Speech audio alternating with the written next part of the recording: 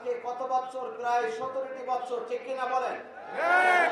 আজকে 17টি বছর আমরা এই বাগারপাড়ার এই পরিসরে একটা মিটিং এবং মিছিল করতে পারি নাই, যার কারণে আপনাদের মনে অনেক যন্ত্রণা, অনেক কষ্ট, অনেক দ্বিধা, সেই যন্ত্রণা মেটানোর জন্য আজকে এখানে এসেছেন।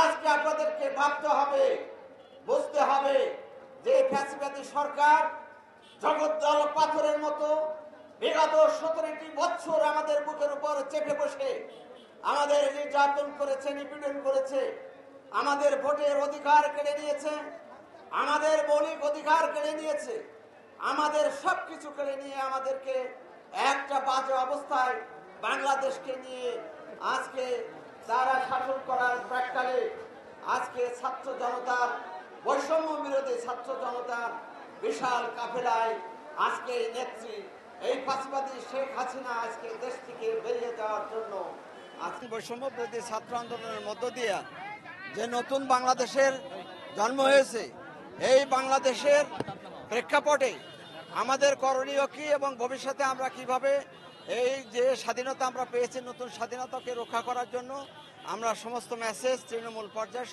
সবার কাছে পৌঁছে দিতে আসছি।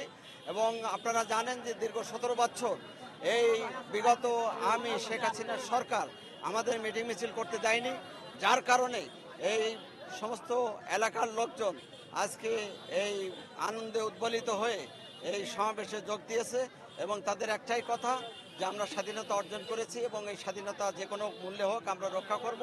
কোনো রকম বিশৃঙ্খলা, কোনো রকম চাঁদাবাজি, লুটরাজ, ভাঙচুর এগুলো আমরা কোনো অবস্থাতে বরদাস্ত করব না।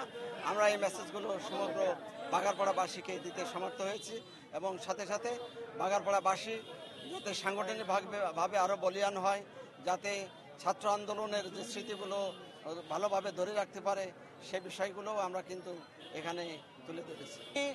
বলেছি যে বিচ্ছিন্নভাবে কিছু ঘটনা আমাদের এখানে ঘটলেও ব্যাপক কোনো ঘটনা ঘটে নাই। যদি কোনো ঘটনা ঘটে তাহলে তাদের বিরুদ্ধে কঠোর আইনি ব্যবস্থা আমার নেতা বলেছেন যে সাংগঠনিক ব্যবস্থা নেওয়া হবে এবং প্রচলিত আইনের যে ব্যবস্থা আছে সেগুলোও নেওয়া হবে। এই মেসেজ আমি তাদেরকে দিয়ে দিয়েছি অলরেডি। আমার নেতার মেসেজ আমি সবাইকে পৌঁছে দিয়েছি। নেতা কর্মীদেরকে আমার বলার একটাই যে আমরা এখন একটা উন্মুক্ত পরিবেশে রাজনীতি করার একটা সুযোগ পেয়েছি। এই সুযোগটা যেন কোনো রকম একটা বিশৃঙ্খলায় পরিণত না হয়, একটা সুন্দরভাবে যাতে আমরা সুন্দর করে এই দেশটাকে সামনের দিকে এগিয়ে নিয়ে যেতে পারি, সেই পরিকল্পনা নিয়ে, সেই কর্মপদ্ধতি নিয়ে আমাদেরকে। আমি দুর্গাপূজার ব্যাপারেও বলেছি সবাইকে সতর্ক থাকার জন্য এবং তাদেরকে সহযোগিতা করার জন্য, এবং আমি নিজে প্রয়োজনে তাদের সহযোগিতা করব, তাদের সাথে থাকবো। এটা